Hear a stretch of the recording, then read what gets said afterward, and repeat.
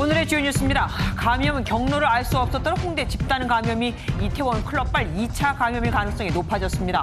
홍대 주점에서 발생한 첫 확진자와 이태원 클럽 확진자가 같은 노래방을 같은 시간대에 이용했습니다. 인천 학원 강사로부터 코로나에 감염된 쌍둥이 중 한 명과 접촉한 초등학생이 확진돼 3차 감염이 또 발생했습니다. 인천 부평구는 이태원 클럽을 방문한 아들에게 감염됐지만 자가격리 기간 지침을 어기고 돌아다닌 60대 아버지에 대해 고발을 검토하기로 했습니다. 서울구치소 교도관 한 명도 확진 판정을 받았습니다. 지인 결혼식에 함께 간 친구로부터 감염된 것으로 추정되는데 구치소는 직원과 수용자 270여 명을 격리하고 재판을 연기했습니다. 전주에서 부인 친구에 이어 채팅 앱으로 알게 된 여성도 살해한 남성이 범행 전 성폭행도 한 것으로 드러났습니다. 이 남성의 1년간 휴대전화 통화 내역을 조사한 결과 100여 명의 행방이 묘연한 것으로 알려졌습니다. 경남 함안에 있는 금속 처리 업체에서 폭발이 발생해 2명이 숨지고 2명이 크게 다쳤습니다. 기기를 시범 작동하던 중 폭발한 것으로 보입니다. 정부가 5.18 민주화운동 당시에 미 국무부 외교문서 43건을 공개했습니다. 당시 이희성 계엄사령관은 미국 대사에게 계엄령 정당화를 위해 한국이 베트남처럼 공산화될 수 있다며 압박했던 것으로 드러났습니다. 도대체 어디서 시작된 걸까? 그동안 오리무중이었던 홍대 주점 5명 집단 감염이 이태원 클럽발 2차, 3차 감염의 가능성이 높아졌습니다. 이태원 클럽 방문 확진자와 홍대 주점 첫 확진자가 같은 날 한 노래방을 이용했던 게 밝혀졌습니다. 이현재 기자가 보도합니다. 서울 관악구의 한 코인 노래방입니다. 이태원 클럽을 방문했던 20대 남성이 지난 8일 확진 판정을 받기 4일 전에 이 노래방을 들렀습니다. 해당 남성이 노래방을 떠난 직후 홍대 주점 첫 확진자인 서울 강서구 31번 환자가 노래방으로 들어갔습니다. CCTV 확인 결과 두 사람은 3분 40초 간격으로 이 노래방을 드나든 것으로 확인됐습니다. 두 사람이 같은 방을 사용하진 않은 것으로 확인됐습니다. 이태원 클럽 확진자 남성은 21번 방을, 홍대 주점 확진자는 8번 방을 사용했습니다. 두 확진자의 동선이 겹치는 유일한 지점인 노래방에서 감염이 됐을 것으로 추정됩니다. 동선을 추적하다가 보니 관악구 노래방에서의 확진자하고의 접촉이 의심이 돼서 현재로서는 감염 경로를 그렇게 판단을 하고 있습니다. 방역당국은 구체적인 감염 경로를 조사하고 있습니다. MBN 뉴스 이현재입니다. 서울 도봉구 노래방에서는 3차 감염도 확인이 됐습니다. 이태원 클럽 방문자에게 감염된 2차 감염자가 갔던 노래방이었는데 모두 다 다른 방을 이용했음에도 옮았습니다. 강영호 기자가 보도합니다.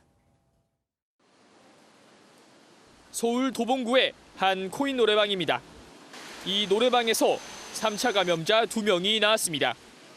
이태원 클럽을 방문한 관악구 46번 환자의 지인이 2차 감염됐는데 지난 7일 이 환자와 동시간대 노래방을 방문했던 두 사람이 3차 감염됐습니다. 2차 감염 확진자와 3차 감염 확진자 이들 세 사람은 모두 서로 다른 방을 이용한 것으로 확인됐습니다. 서울시는 각 방이 연결된 환기 시스템을 전파 원인으로 추정했는데 방역 당국의 분석은 달랐습니다. 비말을 통한 확산, 그리고 또 화장실이나 휴게실이나 이런 거에 대한 공용 공간에서의 접촉, 손 접촉을 통한 전파 이런 게 같기 때문에 서울시는 3차 감염자 외 동시간대 노래방을 이용한 고객 10여 명을 접촉자로 분류해 관리하고 있습니다. MBN 뉴스 강용호입니다. 클럽에 갔다 확진된 학원 강사의 3차 감염자가 또 나왔습니다. 이번엔 제자와 같은 학원에 다니는 초등학생입니다.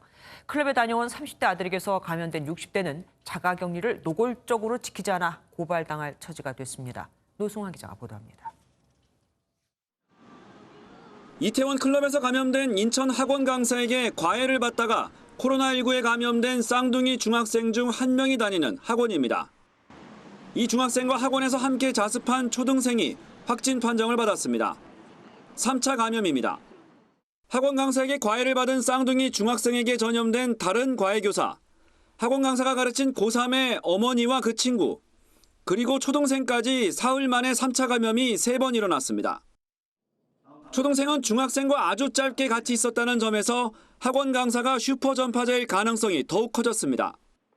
이태원 클럽에 갔다 확진된 30대의 아버지도 확진 판정을 받았습니다. 자가격리 앱도 설치하지 않고 보건소에는 집에 있다고 속이면서 나흘간 일터와 동네 마트 등을 수시로 오갔습니다. 구청은 감염병 예방법 위반 혐의로 아버지를 고발할 방침입니다. MBN 뉴스 노승환입니다. 오늘까지 이태원 클럽 관련 확진자는 153명입니다. 클럽에서 직접 감염된 사람이 90명, 이들을 통한 감염이 63명이죠. 지난 13일부터는 직접 감염보다 2차 감염이 더 늘었습니다. 11일에는 이 숫자가 각각 21명, 8명이었는데 12일에는 11명, 10명.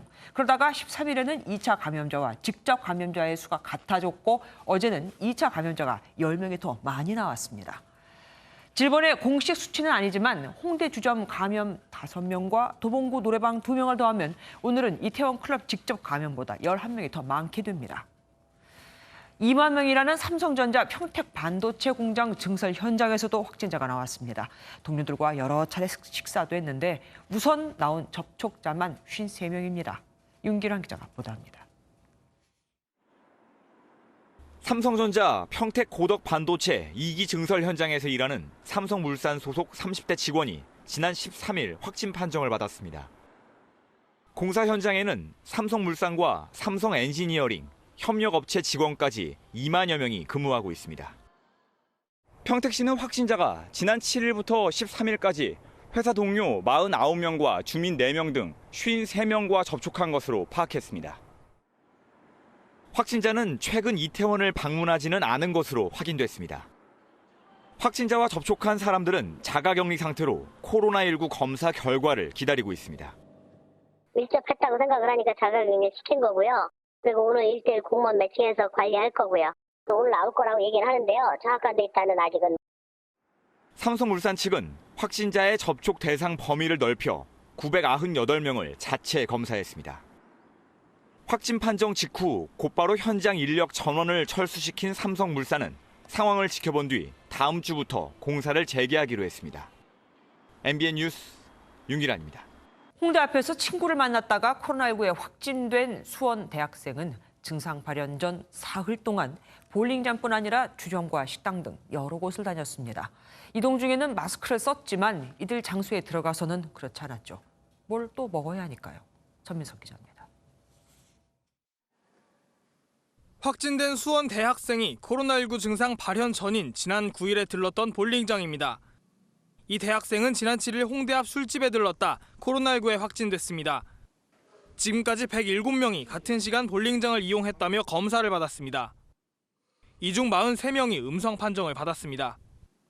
방역당국은 대학생의 동선을 추가로 공개했습니다. 홍대 앞에 다녀온 다음 날인 8일에는 술집과 식당에 들렀다 그 다음 날 새벽까지 볼링장에 머물렀습니다. 하루를 건너뛴 10일에는 술집 2군데를 방문했습니다. 이동 중엔 마스크를 착용했지만 실내에선 쓰지 않은 것으로 알려졌습니다. 대학생은 11일 증상이 나타난 뒤엔 집에만 머물렀습니다. 그동안 대학생은 모두 31명을 접촉했고 일부는 행방이 묘연합니다. 12명 중에서 2명은 찾았고 나머지 10명은 지금 찾고 있어요. 수원시는 지역 감염을 막기 위해 시민들에게 코로나19 검사를 독려하고 있습니다. MBN 뉴스 전민석입니다. 방역당국은 이태원 클럽 집단 감염이 4차 감염 이상으로 확산되는 걸 우려하고 있습니다. 이렇게 되면 보건당국이 감당할 수 없을 정도가 되기 때문인데 하지만 방역대책 수립에 중요한 정보가 될 항체 검사는 아직도 이루어지지 않고 있습니다. 벌써 한다더니 왜 아직도 안 하고 있던 걸까요? 이기종 기자가 알아봤습니다. 방역당국은 이태원 클럽발 4차 감염은 아직 확인되지 않았다고 밝혔습니다. 4차 감염 이상으로 번지면 감염자가 기하급수적으로 늘어날 수 있습니다. 4차 전파를 막는 거가 최대의 목표여서 최선을 다해서 접촉자 조사와 관리를 진행하고 있는. 코로나19 확진자 수와는 별도로 바이러스가 얼마나 만연해 있는지를 알 수 있는 항체 검사는 아직 감감무소식입니다. 방역당국은 검사 시약에 대한 평가가 여전히 진행 중이라며 이달 중 대구 경북에서 항체 검사를 하겠다고 밝혔습니다. 유럽과 미국은 이미 항체 검사를 통해 전체 감염자 규모를 추산하고 있습니다. 증상이 있든 없든 최근에 코로나19 감염 여부를 알 수 있어서 대비책을 이제 세우는데 과학적 근거로 사용될 수가 있습니다. 무증상 감염자로 인한 확산이나 감염 경로가 불분명한 전파에 대비하기 위해서라도 항체 검사가 시급하다는 지적이 나옵니다. MBN 뉴스 이기종입니다. 서울 구치소 교도관도 확진 판정을 받아 구치소 접견이 일시 중지됐습니다. 일단 사흘간 근무하면서 접촉한 직원과 수용자 숫자만 270명이 넘습니다. 김정 기자가 취재했습니다. 서울구치소 정문에 접견 중지 안내문이 붙었습니다. 접견 온 사람들은 안으로 들어가지 못한 채 닫힌 문 앞에 서 있고 직원들은 마스크를 끼고 차량을 안내합니다. 서울구치소 교도관 A씨가 코로나19 확진 판정을 받으면서 어제부터 일반인과 변호인 등 모든 접견이 일시 중지됐습니다. 지난 9일 함께 결혼식에 간 친구가 확진 판정을 받자 구치소에 밀접 접촉자로 자진 신고한 A씨는 오늘 새벽 확진 판정을 받았습니다. 결혼식을 다녀온 이후 지난 11일부터 사흘간 A씨와 접촉한 사람은 수용자 254명과 구치소 직원 23명 등 모두 277명입니다. 이들은 즉시 격리 조치됐고 A씨와 밀접 접촉한 직원 6명은 음성 판정을 받았습니다. 구치소 내 선별진료소에선 직원을 비롯해 N번방 사건 조주빈 등 나머지 접촉자에 대한 진단검사가 실시됐습니다. 법무부는 역학 조사를 실시하고 추가 접촉자를 파악할 방침입니다. 한편 서울중앙지검은 A씨와 접촉한 수용자 7명과 이들과 접촉한 중앙지검 직원 34명을 자가격리 조치했고 예방 차원에서 재판을 담당하는 부서의 검사 전원과 직원을 귀가 조치했습니다. MBN 뉴스 김지영입니다. 서울구치소 교도관의 확진 판정으로 법정에 패소되면서 서울중앙지방법원 등의 재판도 줄줄이 연기됐습니다. 서울구치소에는 박근혜 전 대통령도 수감이 돼 있죠. 지금까지는 검사 대상자가 아닙니다. 박자원 기자입니다. 재판 준비를 위해 법원으로 넘어온 검찰 직원들이 사건 기록을 끌고 다시 돌아갑니다. 역시 재판을 앞둔 당사자와 변호인 등 사건 관계자들도 어쩔 수 없이 발걸음을 되돌립니다. 서울구치소 직원이 확진 판정을 받으면서 서울고등법원과 중앙지법 등의 법정이 폐쇄되면서 재판이 모두 미뤄졌습니다. 법정이 다 폐쇄가 돼가지고 다시 돌아가고 있습니다. 직전에 문자로 폐쇄됐다라는 문자를 받았는데 다만 구속 전 피의자 신문과 불구속 피고 사건의 선고 등은 법원 별관의 특별 법정을 마련해 진행하도록 했습니다. 법원은 청산의 법정 전체의 방역을 진행했고 재판은 다음 주 월요일 재개됩니다. 이런 가운데 서울구치소에 있는 박근혜 전 대통령의 거취 문제에도 관심이 쏠렸습니다. 일각에서 제기된 형 집행 정지가 가능하려면 형 집행으로 생명을 보전하기 어려울 때 70세 이상일 때 등 제한된 조건을 충족해야 하는데 전적으로 검사가 갖는 고유 권한입니다. 박 전 대통령은 현재 별도 공간에 수감돼 있어 이번 코로나19 검사 대상자는 아닌 것으로 알려졌습니다. 법조계 안팎에선 확진자가 생기면 외부 병원으로 보낼지 결정하는 게 우선이어서 박 전 대통령의 형 집행정지 가능성은 낮다라는 분석이 나옵니다. MBN 뉴스 박자은입니다.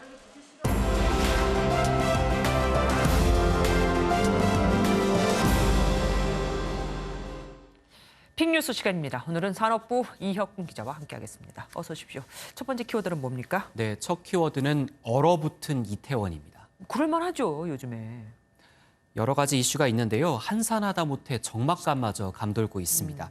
실제 통계로 확인을 해봤더니 KDX 한국데이터거래소의 유동인구 분석을 보면 지난 2일엔 코로나19 발생 전과 비교해봤을 때 80% 수준까지 회복이 됐거든요. 그런데 황금 연휴를 기점으로 이태원 클럽발 코로나 감염이 점차 늘면서 일주일 뒤인 9일에는 37% 수준으로 떨어졌습니다. 절반 이하네요. 네, 맞습니다. 전국 주요 상권 가운데 이태원의 유동인구가 가장 적었습니다. 그런데 사실 이태원은 밤에 사람이 많이 몰리는 곳 아닙니까? 밤에도 그렇던가요? 네, 저희 취재진이 직접 한번 이태원을 새벽에 찾았는데요. 네네. 가게마다 음악 소리는 큰데 사람은 눈에 띄게 준 모습이었습니다. 클럽도 문 닫고 지금 사진 근데 이태원 얼마 전에 이제 코로나 터져가지고 사람이 없네요. 한국인들은 이제 뉴스 보고 안 오고 외국인들은. 안 그래도 코로나로 많이 어려웠을 거 아니에요. 이제 좀 괜찮나 했다가 더 큰 타격을 받게 됐습니다. 사실. 네, 맞습니다. 이태원 상권이 초유의 공실 사태를 맞게 될 우려도 나오는데요. 네. 이미 코로나 사태 전인 올해 초 기준으로도 이태원역 상가 4곳 중 1곳은 공실 상태였는데 이렇게 코로나 진원지로 낙인 찍히면서 어려움이 더 가중될 전망입니다. 권리금도 이제 없는 이제 점포들도 많이 나오고 있거든요. 지금 그렇게 해도 일단 매출이 이제 임대료를 못 이기다 보니까 일단 공실이 해소가 안 되는 지금 상황이고요. 예, 힘든 목소리가 그대로 느껴집니다. 두 번째 키워드는 뭡니까? 네, 두 번째 키워드는 그래도 한 잔이라는 키워드 준비했습니다. 한 잔이라고 하면 술 한 잔을 말하는 것 같고 그래도라고 하면 이 와중에도 마신다는 얘기입니까? 네, 맞습니다. 그래도 한 잔 한다라는 의미인데요. 이태원발 집단 감염 우려가 점점 커지고 있지만 그래도 술 한 잔을 하는 사람은 늘고 있습니다. KDX 한국데이터거래소가 전국 와이파이 기반의 위치 빅데이터 20억 건을 분석을 해봤는데요. 20억 건? 네, 맞습니다. 이태원 감염이 시작된 지난 2일과 주말인 9일 이동량을 비교를 해보니까 술집은 찾은 사람은 2.5%, 일본식 선술집을 찾는 사람은 2.8%가 늘었습니다. 아, 오히려 더 늘었다고요? 네, 맞습니다. 그러면 술집 말고 다른 곳 상황은 어떻습니까? 네, 그래서 장소별로도 저희가 한번 데이터를 뽑아봤는데요. 계절의 여왕 5월답게 골프장이 37%로 제일 많이 늘었고요. 그 뒤를 수영장, 헬스장, 목욕탕, 키즈카페 등이 이었습니다. 골프장을 제외하면 밀폐된 장소에 많은 사람이 몰리는 곳이어서 우려가 나오고 있습니다. 답답한 마음은 이해하죠. 우리도 그러니까요. 하지만 아직은 좀 더 조심해야겠습니다. 오늘 말씀 여기까지 듣겠습니다. 104세 코로나19 최고령 환자. 그 아픈 와중에도 늘 웃음을 잃지 않아 간호사들이 꽃님이 할머니라고 불렀던 그 할머니가 완치 판정을 받고 퇴원했습니다. 한때 산소호흡기까지 필요했었는데 말이죠. 투병 중인 환자들에게 희망을 주고 있습니다. 김희영 기자입니다. 휠체어에 몸을 실은 꽃님이 할머니가 의료진의 도움을 받아 병원 문을 나섭니다. 쏟아지는 관심이 부끄러운지 꽃다발 뒤로 얼굴을 숨깁니다. 삶에서 할머니.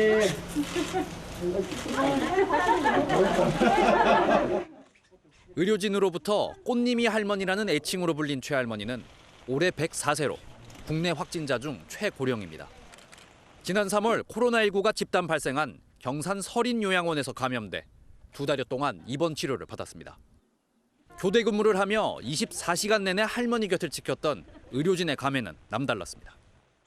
고맙다, 고생한다 이런 부분들이 저희들이 기억에 남죠. 그 고생한 보람이 오늘 있어서 너무나 기쁘고 감사합니다. 한때 폐렴 증세가 악화돼 산소호흡기 치료를 받았고 장염 증세로 고비를 맞기도 했지만 지난달부터 상태가 좋아졌습니다. 할머니는 경산 서린요양원으로 돌아갈 예정입니다. MBN 뉴스 김현입니다. 코로나 확진자는 다 입원 기간이 다르죠. 한 달 넘게 격리 중인 장기 격리자들은 스트레스가 이만저만이 아닙니다. 음식을 데워 먹을 수도 없으니 편의점에 차가운 도시락으로 세 끼를 때우는 것도 이젠 지칩니다. 이수아 기자가 취재했습니다. 이 20대 여성은 지난 3월 말 확진돼 병원 치료를 받다가 지난달 중순 생활치료센터에 입소했습니다. 무증상자로 따로 치료를 받진 않지만 일주일마다 이뤄지는 검사에서 계속 양성이 나와 한 달째 격리 중입니다. 바깥 공기를 맡아본 지는 오래. 치료센터에 입소한 뒤로는 세 끼 식사를 모두 차가운 편의점 도시락으로 해결하며 건강도 안 좋아졌습니다.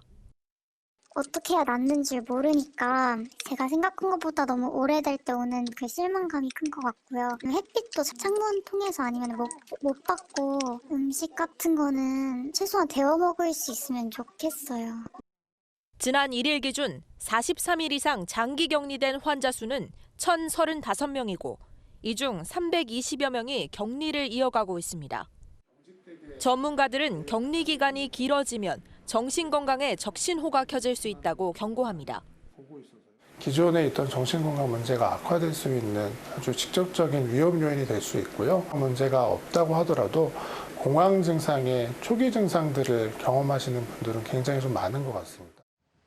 관리자 감독 아래 시설 내 산책을 허가하는 등 장기 격리자를 위한 추가 대책이 필요하다는 목소리가 나옵니다.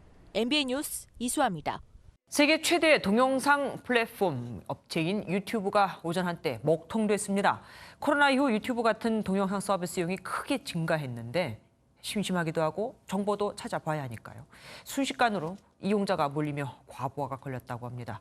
김수영 기자가 취재했습니다. 출근 시간대인 오전 8시 20분쯤 유튜브가 서버에 문제가 발생했다는 공지만 띄운 채 멈췄습니다. 이 같은 오류는 20분 동안 계속됐습니다. 국내뿐 아니라 해외에서도 같은 문제가 발생해 유튜브 서버 문제로 보입니다.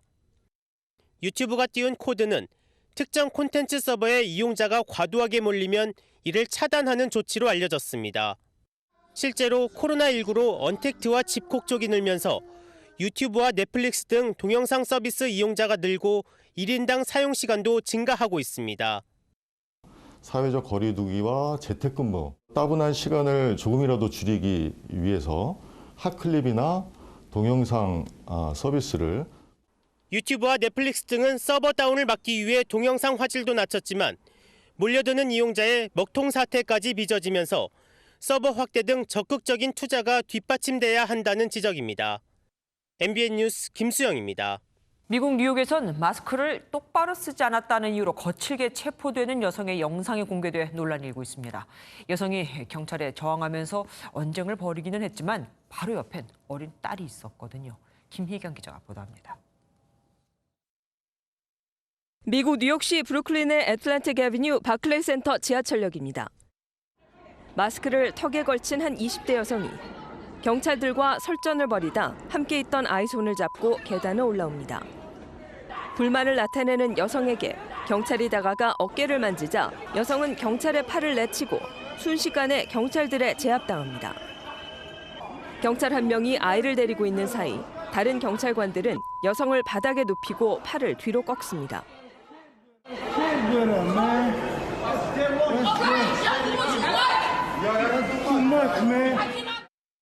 체포돼 밖으로 끌려나간 여성은 결국 치안문란 행위와 체포 거부 등으로 기소됐습니다. 마스크로 입과 코를 제대로 가리지 않았다는 이유로 경찰이 여성의 지하철 탑승을 제지하면서 벌어진 일입니다. 뉴욕 경찰 측은 여성이 계속 욕설을 내뱉으며 마스크 착용을 거부했다고 설명했지만 폭력성에 대한 비난이 강하게 일었습니다. It shouldn't have gone down that way, period. Does not reflect our values. It's not what we want to see in this city. 이 앞서 뉴욕시에서는 마스크 착용과 사회적 거리 두기를 시행하는 과정에서 흑인과 히스패닉 등 유색인종의 단속이 집중돼 논란이 일기도 했습니다. 이런 가운데 뉴욕의 한 레스토랑에서는 선남선녀처럼 만든 마네킹을 손님 대신 테이블 의자에 앉혀 자연스럽게 거리 두기를 실천하도록 하는 묘안이 등장해 눈길을 끌었습니다. MBN 뉴스 김희경입니다. 부인 친구의 금품을 빼앗고 살해한 30대 남성이 부산에서 실종된 20대 여성까지 살해했죠. 알고 보니 성폭행까지 한 뒤였습니다. 남성의 휴대전화 통화 내역을 조사해봤더니 대부분 여성으로 보이는 158명의 행방이 묘연한 것으로 알려졌습니다. 강세훈 기자입니다. 부인의 친구를 차에 태워 살해하고 시신을 유기한 31살 최모 씨. 피해 여성이 차고 있던 금팔찌를 빼앗아 부인에게 선물하기도 했습니다. 최 씨는 나흘 뒤인 지난달 18일 밤 11시쯤 전주의 한 동사무소 앞에서 채팅 앱으로 알게 된 부산 20대 여성을 만나 자신의 검은색 차량에 태웠습니다. 이 여성도 살해된 채 발견됐습니다. 그런데 이게 다가 아니었습니다. 최 씨는 여성을 살해하기 전 성폭행도 했습니다. 국가수에서 감정 결과가 왔는데 피해자를 보면서 피해자의 정액 반응이 나왔습니다. 최 씨가 빼앗은 금팔찌도 부인이 피해자와 우정을 의미로 함께 맞춘 것으로 조사됐습니다. 사이코패스에 부합하는 특징을 갖고 있는 것 같아요. 왜냐하면 피해자의 입장에 대해서 전혀 이해하지 못한다고. 경찰은 최 씨가 최근 1년간 연락을 주고받은 휴대전화의 통화 내역을 조사한 결과 158명의 행방이 묘연한 것으로 알려졌습니다. 추가 범죄 가능성이 있는 겁니다. MBN 뉴스 강세훈입니다. 서울 한복판에서 불법 체류 외국인이 또 다른 외국인을 흉기로 수차례 찔렀습니다. 피해자는 크게 다친 채 주변 주점으로 몸을 피했고 주변의 제지로 겨우 목숨을 건졌습니다. 노태현 기자가 단독 보도합니다. 서울 홍대 앞의 유흥가입니다. 한 남성이 다급하게 어디론가 들어가고 뒤쫓던 남성은 손에 쥐고 있던 걸 소매에 넣어 숨긴 뒤 주변을 살피며 따라 들어갑니다. 잠시 후 뒤따라 들어갔던 남성은 도주하고 안에 있던 사람들도 황급히 건물 밖으로 나옵니다. 20대 외국인 A씨가 흉기로 다른 외국인 남성의 복부와 가슴 등을 10차례 이상 찌르고 도주하는 장면입니다. 저희는 그냥 영업하던 중에 상품이 밖에서 싸운 상태에서 매장 안으로 들어와가지고 거의 이제 그 이후에는 일행분들이 말리시고 경찰. 피해자는 흉기에 찔린 채 주점으로 몸을 피했지만 A씨는 따라 들어와 또 흉기를 휘둘렀습니다. 주변 사람들의 제지로 A씨는 현장에 흉기를 버리고 이곳 골목으로 달아났습니다. 경찰은 주변 탐문을 벌여 40여 분 만에 러시아 출신 불법 체류자 A씨를 검거했습니다. 피해 남성과 알고 지내던 A씨는 감정이 상해 미리 준비했던 흉기로 범행을 저지른 것으로 전해졌습니다. 다행히 피해자는 생명에 지장이 없는 것으로 확인됐습니다. 서울 마포경찰서는 A씨를 살인미수 혐의로 구속하고 정확한 사건 경위를 조사하고 있습니다. MBN 뉴스 노태현입니다. 경남 함안에 있는 금속처리 업체에서 폭발 사고가 발생해 2명이 숨지고 2명이 크게 다쳤습니다. 유리 섬유를 녹이는 기계가 폭발하면서 지붕까지 무너져 내려 피해가 더 컸습니다. 강진우 기자가 보도합니다. 119 구조대가 의식이 없는 환자를 서둘러 이송합니다. 공장 건물 외벽과 지붕은 무너졌고 바닥은 돌과 쇳가루 파편으로 가득합니다. 금속처리 공장에서 폭발이 일어나 한국인 2명이 숨지고 카자흐스탄인 등 외국인 2명이 중상을 입었습니다. 이제 세 분이 그 철골 구조물에 이제 계신 상태였고 구조대원이 안에 들어가가지고 이제 들것으로 들고 나오는 형식으로 구조를 했습니다. 유리 섬유를 녹이던 기계가 폭발하면서 두동강이 난 데다 지붕까지 무너져 내리면서 피해를 키웠습니다. 액화 석유가스를 주 원료로 사용하는 해당 기계는 첫 가동을 하다가 1시간 만에 사고가 일어났습니다.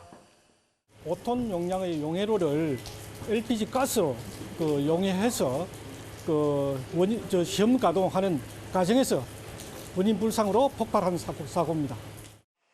경찰은 목격자의 진술을 토대로 안전수칙 위반 여부와 함께 정확한 사고 원인을 조사하고 있습니다. MBN 뉴스 강진우입니다. 박사방 운영자 조주빈이 꼭꼭 숨겼던 절대 비밀번호로 털어놓지 않았던 휴대전화는 2대였죠.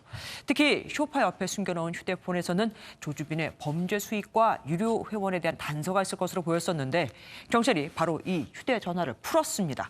압수 2개월 만입니다. 고정수 기자가 보도합니다. 지난 3월 16일 경찰은 박사방 운영자 조주빈을 체포하며 집도 압수수색했습니다. 조주빈은 이때 휴대전화 한 대를 소파 옆에 감췄다 들통났고 조사 중에서도 틀린 비밀번호를 말하는 식으로 조사에 협조하지 않았습니다. 그러나 경찰은 디지털 포렌식 장비를 활용해 약 2달 만에 이 휴대전화를 풀었다고 밝혔습니다. 이를 통해 가상화폐 지갑과 비밀번호, 박사방 가담자 등이 추가로 밝혀진다면 1억 3천만 원의 범죄 수익도 늘어나고 유료 회원도 기존에 적발된 40명보다 많아질 거란 분석입니다. 지난 9일 체포된 텔레그램 성착취물 시초 N번방 운영자 일명 갓갓 문형욱의 자백 과정도 드러났습니다. 문형욱은 충분히 증거인멸을 했다고 생각하고 경찰의 참고인 조사부터 피의자 조사까지 순순히 응했지만 2017년 사용한 휴대전화를 비롯해 디지털 증거를 들이밀자 이렇게 많은 자료가 쌓여 있고 증거가 있어 버틸 자신이 없다며 자신이 가까이 맞다고 인정한 것으로 전해졌습니다. 경찰이 장기간 수집 분석한 방대한 디지털 증거들 토대로 끈질기고 집요하게 추궁하자 결국 범행 일체를 자백하였습니다. 경찰은 N번방에 2015년 7월부터 유사 범행을 했다고 진술한 문형욱이 당시에도 성착취물을 제작했다고 보고 추가 수사를 진행 중입니다. MBN 뉴스 구정수입니다. 세계 최대 아동 청소년 음란물 사이트 운영자 손정우의 부친이 미국 송환 절차 중인 자기 아들을 고발했습니다. 같은 혐의로는 타국에서도 이중 처벌이 안 되는 만큼 미국 송환을 막고 한국에서 처벌을 받게 하려는 겁니다. 한국에서의 형량이 훨씬 적거든요. 민지숙 기자입니다. 특정 브라우저로만 접속이 가능한 이른바 다크웹 사이트를 통해 4천여 명에게 아동 청소년 성착취 영상을 제공한 혐의로 징역 1년 6개월을 선고받은 손정우. 지난달 27일 만기 출소 예정이었지만 미국 법무부의 요청으로 다시 구속돼 송환 절차를 밟고 있습니다. 지난 11일 손 씨의 아버지가 검찰에 아들에 대한 고소고발장을 제출한 사실이 뒤늦게 알려졌습니다. 아버지인 자신의 명의로 가상화폐 계좌를 만들고 범죄 수익을 은닉한 혐의에 대해 수사를 요청한다는 내용이었습니다. 법조계에서는 국민청원까지 한 손 씨 아버지가 아들의 미국행을 막아보려는 의도로 보고 있습니다. 범죄인 인도법상 해당 범죄에 관해 국내 법원에서 재판이 계속 중이거나 확정된 경우 필수적 인도 거절 사유가 될 수 있기 때문입니다. 소송만 걸려 있으면 기소가 되면 절대적 인도 거절 사유로서 법원의 판단을 받을 수 있다는 입장에서는 가장 효과적인. 미국은 우리나라에 비해 범죄 수익 은닉 범죄에 대한 형량이 높은 만큼 국내에서 처벌받는 것이 낫다는 판단이 작용한 것으로 보입니다. 검찰은 고발장을 접수해 수사에 착수했지만 해당 사건을 기소할지 여부는 미지수입니다. 오는 19일 송환에 대한 신문기일을 진행하는 재판부는 다음 달 28일까지 손 씨의 인도 여부를 결정해야 합니다. MBN 뉴스 민지숙입니다. 5.18 민주화 운동과 관련해 미국 국무부가 기밀 해제한 외교문서 43건이 공개됐습니다. 당시 신군부는 미국 대사에게 한국이 베트남처럼 공산화될 수 있다고 압박했던 것으로 드러났습니다. 그렇게라도 계엄령 선포를 정당화하려던 거죠. 가장 궁금했던 누가 발포를 명령했는가는 나오지 않았습니다. 신동규 기자입니다. 미 국무부가 제공한 문서는 총 43건, 143쪽 분량입니다. 우리 정부의 요청을 받고 미 국무부가 전향적으로 관련 문서를 제공한 건 이번이 처음으로 삭제된 부분 없이 온전히 공개됐습니다. 새롭게 드러난 건 광주항쟁 당일 이희성 계엄사령관이 글라이스틴 전 주한 미국 대사를 만나 미국을 압박한 사실입니다. 이 사령관은 당시 대학가에 베트남은 민주화를 이루지 못했지만 통일은 했다는 인식이 퍼지고 있다면서 상황을 통제하지 못하면 한국도 베트남처럼 공산화될 수 있다고 말했습니다. 12.12 사태 직후 글라이스틴 대사가 전두환 씨를 처음 대면했던 상황도 기록돼 있습니다. 글라이스틴 대사는 전 씨가 본인의 행동은 박정희 대통령 암살을 조사하기 위한 걸로 쿠데타가 아니고 개인적 야심도 없다고 강조했지만 느낌이 불길하다고 전했습니다. 일부 새로운 사실이 드러났지만 5.18 광주 민주화 운동의 핵심 쟁점을 풀어줄 내용은 담기지 않았습니다. 헬기 사격과 발포 책임자에 대한 자료는 없었고 당시 미국의 대응을 엿볼 수 있는 내용도 없었습니다. 5.18 진상규명과 관련해서 가장 중요하게 필요한 자료는 미국 측 군사 관련 기밀 문서들입니다. 이번에는 한 건도 포함되지 않았었거든요. 우리가 요구를 했음에도 불구하고. 이에 따라 진상규명조사위원회와 외교부는 한미연합사와 미 국방부, 백악관 등에 보고됐던 5.18 관련 내용의 기밀 해제를 추가로 요청할 계획입니다. MBN 뉴스 신동규입니다. 스승의 날, 평소라면 교실에서 스승의 은혜를 부르며 축하했겠지만 올해는 그럴 수가 없었죠. 하지만 멀리서나마 생각하는 마음은 그대로였습니다. 강세영 기자가 보도합니다. 학생들이 선생님에게 카네이션을 선물합니다. 스승의 날마다 선생님과 학생들은 감사한 마음을 나누며 보내곤 했습니다. 하지만 코로나19가 퍼진 올해는 다릅니다. 지난해에는 스승의 은혜가 올려 퍼졌던 교실이지만 올해는 조용한 분위기 속에서 스승의 날을 맞았습니다. 작년 졸업한 제자들이 학교를 방문하겠다고 연락이 왔는데 오늘은 외부인 출입이 일체 금하기 때문에 선생님들만 모여 스승의 은혜를 부르며 소박하게 자축하기도 합니다. 아이들을 위해서 최선을 다해서 지금 많은 준비를 하고 계시는데 어떻게 하면 고마움을 표현할 수 있을까? 교장으로서 고민하다가 케이크를 전하고 싶었습니다. 스승의 날을 챙기지 못해 아쉬운 건 학생도 마찬가지입니다. 옛날에 담임 선생님이었던 쌤들도 직접 찾아가가지고 뵈고 인사도 드리고 했었는데 이제 올해는 그런 걸 못하니까 쌤들도 되게 보고 싶기도 하고 친구들도 보고 싶기도 하고 되게 아쉬워요. 한 고등학교에서는 학생들이 영상을 만들어 감사한 마음을 전하기도 했습니다. 선생님, 스승의 은혜 감사합니다. 잘 부탁드려요. 사랑합니다. 얼른 이 사태가 진정돼서 학교에 와서 즐겁게 수업을 할 수 있기를 바랍니다. 코로나가 스승의 날의 모습을 바꿨지만 서로를 생각하는 마음만은 그대로였습니다. MBN 뉴스 강세현입니다. 아무래도 온라인 수업은 부실하다는 게 대부분의 생각이죠. 그런데 아이들과 소통하며 팀별, 조별 과제도 할 수 있게 만들고 원어민 수업까지 그대로 하는 선생님들이 있습니다. 정태훈 기자가 진짜 수업 뺨치는 온라인 수업 현장을 취재했습니다. 교사들이 모니터 화면 속 이곳저곳을 점검합니다. 중고등학교에 비해 자가 수업 진행이 어려운 초등학생들을 위해 간편한 강의 채널을 만든 겁니다. 학생들은 클릭만으로 날짜별 시간표에 따른 수업이 가능하고 과제별로 답안을 제출하면 출석이 인정됩니다. 또 뜻 있는 선생님들을 같이 모아서 이렇게 추진을 하게 됐습니다. 학생들이 스스로 접속해서 그냥 꾹꾹 누르기만 하면은 학습이 저절로 될 수 있는. 교실은 비었지만 교사의 화면은 학생들로 가득 차 있습니다. 질문을 하면 아이들은 손을 들며 대답합니다. 차례를 지키지 않으면 어떻게 될 것 같아요? 막 뛰어가다가 차랑 부딪힐 수도 있고 다쳐요. 조별 활동까지 이끄는 선생님들. 어느새 화상 수업에 적응한 모습입니다.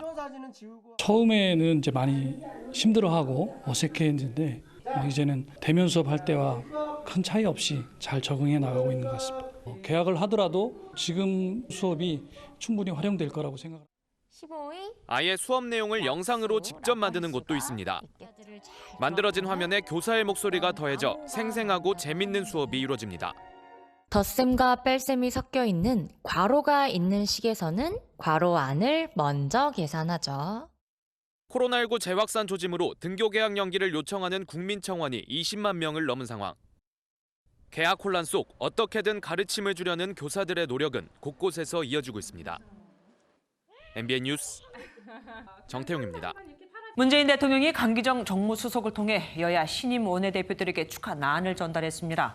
더불어민주당에는 성과를, 미래통합당에는 아예 종이에 가득 적어와 읽으며 조목조목 협치를 요청했는데 주호영 통합당 원내대표는 뼈있는 농담으로 응수했습니다. 축하가 아니라 다량의 숙제를 주신 것 같다고요. 김순철 기자입니다. 강기정 청와대 정무수석이 김태년 더불어민주당 원내대표에게 문재인 대통령의 축하난을 전달하며 반갑게 악수를 나눕니다. 강 수석은 축하 메시지와 함께 문 대통령은 당정청이 원팀으로 성과형 정부를 만들어야 한다고 요청했다고 전했습니다. 그러면서 문 대통령이 문재인 정부는 민주당 정부라는 말을 수차례 강조했다고도 덧붙였습니다. 당정청이 원팀으로 관리형 정부에서 벗어나 국민의 삶이 한 단계 나아지도록 성과형 정부가 되어야 한다는 말씀을 꼭 전하라고 하셨습니다. 주호영 미래통합당 원내대표를 만나 축하난을 전달하는 자리에선 문 대통령의 당부사항을 대신 읽어내려갔습니다. 여당과의 협치와 함께 5월 임시국회에서 처리될 예정인 고용보험법 시행 시기를 공포 후 1년 대신 좀 더 앞당겨 달라는 겁니다. 한참을 듣고 있던 주 원내대표는 뼈있는 농담을 건넸습니다. 저는 축하로 오신 줄 알았는데 주문도 많으시고 김태년 원내대표와 잘 상의해서 완급에 따라서 하도록 그렇게 하겠습니다. 한편 정의당을 방문한 강 수석은 문 대통령이 고용과 일자리 문제를 강조했다고 전했습니다. MBN 뉴스 김순철입니다. 이렇게 야당 원내대표에게 직접 메시지를 전할 정도니 문재인 대통령의 추진 의지는 강력해 보이죠. 고용보험과 원격진료, 개헌까지 최근 청와대가 국회에 숙제를 내주듯 이슈를 주도하는 배경이 있습니다. 벌써 집권 3년이 넘었으니 성과가 필요한 겁니다. 황재영 기자가 분석해봤습니다. 지지율 70%를 등에 업은 청와대가 최근 부쩍 정책 이슈를 선점하는 모습을 보이고 있습니다. 먼저 강기정 정무수석이 지난 1일 전국민 고용보험을 언급하자 문 대통령은 곧바로 단계적 실천을 강조했습니다. 전국민 고용보험 시대의 기초를 놓겠습니다. 또 김현명 사회수석이 원격 의료 도입 가능성을 제기하자 청와대도 코로나 2차 유행 대비를 위해서라도 비대면 진료 추진 계획이 있다고 화답했습니다. 이에 더해 문 대통령은 5.18 정신은 헌법 전문 수록에 반드시 되살아나야 한다며 개헌 논의까지 국회에 주문했습니다. 고용보험부터 원격 의료까지 여당인 더불어민주당이 오히려 속도 조절을 외치는 상황입니다. 청와대 관계자는 코로나19 사태 이후 민생 정책에 대한 대통령의 절박함이 반영된 것으로 보인다고 밝혔습니다. 청와대로서는 국회의 속도를 강조할 수밖에 없는 게 경제 쓰나미가 이제 시작인데 경제 상황하고 오히려 비교해서 생각해 보는 것이 좋을 것 같습니다. 177석 여당과 함께 남은 임기 2년 동안 정책들을 속도감 있게 도입하겠다는 문 대통령의 강한 의지가 반영된 것으로 풀이됩니다. MBN 뉴스 황지연입니다. 이낙연 전 국무총리가 차기 대선 주자 선호도 조사에서 압도적 1위를 차지했습니다. 한국갤럽의 조사에서 이 전 총리는 28%의 지지율을 기록하며 최고치를 경신했습니다. 이어 이재명 경기지사가 11%로 2위, 안철수 국민의당 대표와 홍준표 전 자유한국당 대표 등이 그 뒤를 이었는데 야권 유력 대선 주자로 꼽혔던 황교안 전 미래통합당 대표는 1%를 기록하며 선호도가 급락했습니다. 이번 조사에서 야권 후보 가운데 선호도 3%를 넘는 사람은 아예 없었죠. 이렇게 유력한 대선 후보로 꼽히는 이낙연 전 총리가 더불어민주당 21대 국회 당선인 10여 명과 비공개 오찬을 했습니다. 당대표를 뽑는 8월 전당대회를 앞두고 행보를 넓혀가고 있는 거죠. 이 자리에서 당대표 도전 여부에 대해 먼저 의견을 물어봤다고 합니다. 조창훈 기자가 보도합니다. 이낙연 더불어민주당 코로나19 국난극복위원장이 총선 기간 자신이 후원회장을 맡았던 초재선 당선인들과 오찬을 가졌습니다. 이 자리엔 이탄희, 이소영 등 8명의 초선 당선인과 고영진, 정춘숙 등 재선 당선인 5명이 참석했습니다. 이 위원장은 지난주 낙선자 15명에 이어 어제는 김부겸 의원 등 문재인 정부 1기 내각 멤버들과 회동을 갖기도 했습니다. 오는 8월 전당대회를 염두한 세력 모으기가 아니냐는 해석에 이 위원장은 단순한 축하 자리라며 선을 그었습니다. 선거 후에 당선자 축하하고 낙선자 위로하는 것을 그러면 전당대회 이후로 미뤘어야 될까요? 다만 식사 말미에 이 위원장의 당권 도전에 대한 논의가 있었던 것으로 전해집니다. 한 참석자는 잘못하면 피해간다는 얘기가 돈다며 찬성 의견이 더 많았고 이 위원장은 주로 듣기만 했다고 분위기를 전했습니다. 제가 특별히 드린 말씀은 없어요. 언론들이 보도하는 것처럼 유불리의 프레임으로 안 봤으면 좋겠다. 한편 대권 가도를 위한 100명 규모의 개인 싱크탱크가 이달 말 출범할 거란 보도에 대해선 이 위원장은 시기와 규모를 처음 듣는다며 부인했습니다. MBN 뉴스 조창훈입니다. 뇌가 없는 당. 솔직히 1월, 2월 제대로 된 야당 노릇은 나 혼자 하지 않았느냐. 꾸준히 보수 세력의 쓴소리를 전한 진중권 전 교수가 통합당 낙선자들에게 대놓고 한 말입니다. 우종환 기자가 보도합니다. 까놓고 얘기할게요. 통합당에는 그냥 뇌가 없어요. 브레인이 없습니다. 진중권 전 동양대 교수가 미래통합당 일부 의원과 수도권 낙선자들 면전에 한 지적입니다. 오신환 의원 초청으로 열린 토론회에 참석한 진 전 교수는 보수와 진보를 가르는 연령 분기점이 50대 후반까지 올라간 만큼 여당 지지층이 주류가 됐다고 설명했습니다. 그럼에도 이른바 조국 사태로 기득권의 반감을 품은 20대와 소통하지 못하고 노쇠한 지지층에 집착한 점을 총선 패인으로 분석했습니다. 저렇게 뻔뻔할 수가 있는지에 대해서 충격을 받았음에도 불구하고 이쪽을 보니까 그래도 너희들한테는 권력을 주기가 뭐하다라는 생각 갖고 있는 겁니다. 태극기 세력은 설득하거나 결별해야 하고 젊은 보수 세력이 자랑스럽게 지지할 수 있는 스토리가 필요하다고 진 전 교수는 조언했습니다. 토론회에는 수도권 낙선자를 비롯해 권영세, 유이동, 하태경 등 당선인들도 참석했습니다. 진정 교수의 비판 수위가 높아져 무거운 분위기가 연출되기도 했지만 참석자들은 겸허히 받아들였습니다. 제목을 정할 때 뇌 없는 정당 어디로 가야 하나 뭐 이런 걸 하려고도 했었어요, 솔직히. 예. 외부자적 시각에서 비판하고 뭐 거기에 대해서 목소리 내는 것에 대해서 우리가 배척하고 그것은 아니다라고 할 수 있는. 토론회 뒤 참석자들은 3040 세대 젊은 정치인을 중심으로 보수 정치의 새로운 길을 개척하겠다고 성명을 냈습니다. MBN 뉴스 우종환입니다. 지난 3일 북한군의 GP 총격 당시 고장난 우리 기관총은 석 달 동안 점검을 하지 않았던 것으로 파악됐습니다. 청와대는 군사훈련을 질책했다는 일부 의혹은 사실이 아니며 홍보 점검 회의를 한 것이라고 해명했습니다. 한성원 기자입니다. 지난 3일 북한군의 GP 총격 당시 고장났던 우리 군의 K6 기관총이 1월 말 정기 점검 이후 석 달 동안 점검을 받지 못한 것으로 드러났습니다. 해당 기관총은 탄환 뇌관을 때려 폭발을 일으키는 공이가 파손됐는데 공이 파손 여부는 화기를 분해해봐야 알 수 있습니다. 합동참모본부 관계자는 2월에는 적설로 이후에는 코로나19로 부대 간 이동이 어려워 정비를 잠정 중단한 상태였다고 설명했습니다. 군부대 자체의 대책을 세워서 총일 격발 상태를 만들어야 되는데 군의 어떤 경계태세 유지에 허점이 보여진 거라고 할 수 있겠습니다. 이런 가운데 청와대는 북한이 반발한 군 방어훈련 보도와 관련해 군 관계자를 불러 질책했다는 의혹은 사실이 아니라고 해명했습니다.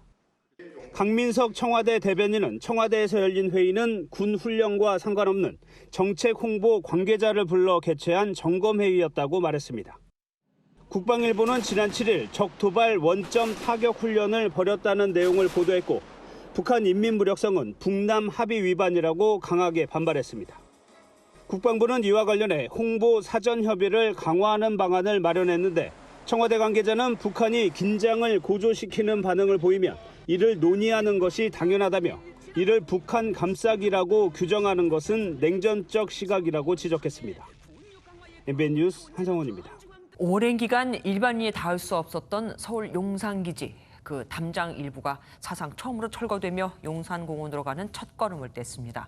첫 공개 대상은 미군 장교들의 숙소 부지로 개보수 공사를 거쳐서 이르면 올해 하반기부터 일반에 개방됩니다. 정주영 기자입니다. 용산 미군 기지에 굴착기가 등장했습니다. 철조망을 자르고 벽을 절단한 뒤 굴착기가 힘껏 당기자 세상과 담을 쌓았던 담장이 한순간에 무너집니다. 1952년 용산 미군기지 설립 이후 68년 만에 담장 일부가 허물어지는 역사적인 순간입니다. 이 가림막 뒤로 15m 길이의 담장이 철거됐는데요. 용산기지가 국민 품에 돌아오는 첫걸음을 뗐다고 정부는 설명했습니다. 오랜 기간 외국군 주둔의 역사를 가진 용산기지는 이제 용산공원으로 태어납니다. 가장 먼저 개방되는 곳은 기지 남동쪽의 미군 장교 숙소 5단지 부지로 축구장 7개 크기입니다. 미군 129가구가 살다 지금은 비어있는 건물 18개 동은 전시관과 휴식 공간 등으로 개보수됩니다. 이번에 허문 담장은 공사 차량이 드나드는 출입구로 활용되고 개보수 작업이 끝나는 대로 올해 하반기 국민에 개방될 예정입니다. 국민들이 미군 출입 제한 없이 자유롭게 방문해서 휴식을 취하거나 용산공원의 미래에 대해 논의할 수 있는 의미 있는 공간이 될 것으로 기대하고 있습니다. 2년 전 기지 내 주요 장소를 둘러보는 버스 투어가 시작된 데 이어 올해 미군 숙소 부지 개방까지 금단의 땅 용산기지가 우리 곁으로 서서히 다가오고 있습니다. MBN 뉴스 정주영입니다. 코로나19 확산으로 큰 타격을 입은 분야가 바로 항공업계죠. 올 1월부터 3월까지 1분기 실적이 공개됐는데 혹시나 했지만 역시나였습니다. 문제는 2분기 상황이 더 좋지 않을 거라는 겁니다. 박희영 기자입니다. 한산하다 못해 썰렁하기까지 한 입국장과 텅 빈 비행기 일정 알림판. 지난 1월 국내에서 코로나19 첫 확진자가 나온 이후 인천국제공항은 넉 달째 비슷한 풍경입니다. 대대적으로 공급 조정을 한 게 이제 1월 중순 이후였습니다. 중순부터 단계적으로 축소 조정이 됐었죠. 승객 없었고. 네. 오늘 줄줄이 발표된 각 항공사 1분기 실적에는 코로나 직격탄을 맞은 업계 상황이 고스란히 반영됐습니다. 지난해 노재팬 움직임 속에서도 흑자를 냈던 대한항공마저 영업손실 566억 원, 적자로 돌아섰고 아시아나는 적자 폭이 확대돼 영업손실이 2,082억 원에 달했습니다. 진에어와 티웨이항공, 에어부산 등 저비용 항공사들도 300억 원 안팎의 영업손실을 기록했습니다. 전체 직원 한 70% 정도가 이제 계속적으로 좀 휴직하고 있어요. 인건비가 아무래도 고정비에서 좀 크다 보니까. 문제는 2분기 실적이 더 악화할 거란 점입니다. 1분기만 하더라도 이렇게 국제선이 아예 90%가 셧다운돼 버리는 건 3월 한 달뿐이었는데 이미 2분기는 2달이 날아가 버린 셈이죠. 2분기가 제일 더 큰 고비일 것 같습니다. 그래요. 항공사들이 다음 달부터 일부 항공편 운항 재개 계획을 밝히며 조심스럽게 기지개를 켜고 있지만 수요가 얼마나 따라줄지는 미지수입니다. MBN 뉴스 박영입니다. 코로나19로 많은 사람이 모이는 곳은 꺼려지지만 그렇다고 집에만 있기도 답답한 요즘 자전거가 주목을 받고 있습니다. 출퇴근은 물론 자연스럽게 사람들과 거리를 두며 즐길 수도 있거든요. 판매도 이용률도 엄청 늘었습니다. 신용식 기자입니다. 직장인 안재열 씨의 출근길. 편도 20km 거리를 자전거로 이동합니다. 코로나19 사태 이후 만원 버스 타기가 불안해 자전거를 선택한 건데 교통비도 아낄 수 있어 일석이조입니다. 아무래도 사람도 많이 붐비고 하니까 시간도 많이 단축이 되고 있고요. 교통비가 들지 않는. 출퇴근 때 자전거를 이용하는 일명 자출족에겐 서울시 공용자전거 따릉이도 인기를 끌며 지난해보다 이용률이 2배나 늘었습니다. 탁 트인 곳에서 즐길 수 있는 취미 활동으로 자전거를 택하는 사람들도 늘고 있습니다. 개학 연기로 집에만 있던 고등학생 김민석 군은 한 달 전부터 자전거를 타면서 스트레스도 풀고 체력 단련도 하고 있습니다. 다른 사람들이랑 신체적 접촉 비율이 많지 않다 보니까 재밌기도 하고 또 다른 거에 비해서 운동도 되고 하다 보니까. 높아진 인기에 자전거 업계는 몰려드는 주문을 소화하기 벅찰 정도입니다. 배 정도 더 많이 팔린다고 보시면 돼요. 생산 라인이 지금 제대로 공급이 안 돼서 문제가 돼요. 유럽과 미국에선 코로나19 유행 기간 동안 자전거 이용자에게 도로를 개방하는 방안을 검토하는 등 전 세계적으로 자전거가 주요 교통수단으로 자리매김하고 있습니다. MBN 뉴스 신용식입니다. 프로야구, 아무리 편하다 해도 현장에 가서 보는 게 낫다고들 하지만 요즘은 꼭 그렇지만도 않습니다. 더 자세히, 심지어 360도로 돌려볼 수도 있고 숨소리까지 들을 수 있거든요. 진화하는 중계기술, 서영수 기자가 보도합니다. 매년 잠실구장에 직관을 다니던 야구팬 윤여동 씨는 요즘 야구 중계 전용 앱으로 경기를 시청합니다. 야구장에 못 가는 아쉬움도 잠시, 경기장 구석구석 원하는 곳을 확대해 볼 수 있어 현장감은 직관 못지 않습니다. 직관 못 가는 것 때문에 야구 팬으로서도 걱정이 많았는데 직관 가서 보는 것보다 더 디테일하게 선수들 동작 같은 것도 볼 수 있고. 특히 홈플레이트 접전 장면이나 타격 자세를 영화 매트릭스처럼 360도로 돌려볼 수도 있습니다. 잠실구장에 카메라 60대를 설치해서 홈플레이트에서 일어나는 상황을 정말 생생하게 보여주는데요. 포털 사이트에서도 구단별 응원 영상을 경기와 함께 중계하면서 경기장의 응원 열기까지 고스란히 전해줍니다. 팬들이 경기장을 가지 않더라도 집에서 응원단과 함께 응원가를 부르고 구호를 외침으로써 생생한 현장감을 느낄 수 있었습니다. 야구뿐만 아니라 골프 경기에서도 진화한 중계 기술이 적용돼 스포츠 팬들의 갈증을 씻어주고 있습니다. MBN 뉴스 서영수입니다. 방송통신위원회가 디지털 성범죄물 유통방지 의무 강화 법안, 이른바 N번방 방지법에 대해 사적 검열의 우려가 없다고 밝혔습니다. 최성호 방통위 사무처장은 유포된 디지털 성범죄물의 빠른 차단으로 피해를 최소화할 수 있도록 사업자의 책임을 강화하는 것이 법안의 취지라며 개인 간 사적인 대화를 대상 정보에 포함하지 않고 있어서 이용자의 사생활과 통신 비밀을 침해할 우려도 없다고 설명했습니다. 스포츠 뉴스입니다. 심판이 선수에게 물어보고 판정합니다. 비디오 판독은 제대로 쟁점을 짚지도 못합니다. 미국에 생중계되는 우리 프로야구의 얘기인데요. 심판진 2군 강등에 이어 심각한 상황에 이른 판정 불신 문제를 전남주 기자가 보도합니다. 두산 최주환이 방망이를 휘두르고 살짝 꺾인 공은 땅에 튄 뒤 포수글러브로 들어갑니다. 공이 방망이에 스쳤기 때문에 땅에 닿았으면 분명한 파울. 하지만 자세히 볼 수 없었던 심판은 어이없게도 포수에게 바운드 여부를 물어봅니다. 타임! 바운드? 노바운드? 바운드 됐는데? 노반 잡았지 바로. 글러브에 흙 튀어서 그런 맞은 건 맞는데. 네, 바로 노반 잡았어. 오케이. 선수에게 속은 심판이 삼진을 선언하자 김태형 두산 감독이 비디오 판독을 요청했습니다.